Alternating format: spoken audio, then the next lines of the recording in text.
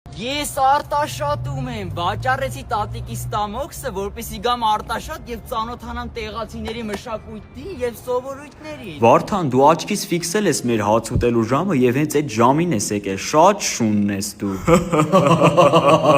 Իդեպ մենք ախորժակով ժողովուրդ ենք եւ այսօր մտածում ենք ընթրիքին քեզ ուտել։ Շուտով հոկտեմբերի 18-ն է եւ մենք մեծ շուկով նշելու ենք Արտաշատի 2214-րդ ամյակը։ Տոնը սկսվելու է եկեղեցու բակից։ Այդ օրը հագեցած է լինելու մշակութային եւ ժամանցային ծրագրերով։ Արդեն պարզ է, չէ՞, ով է երգելու այդ օրը։ Թափառում եմ թափառում,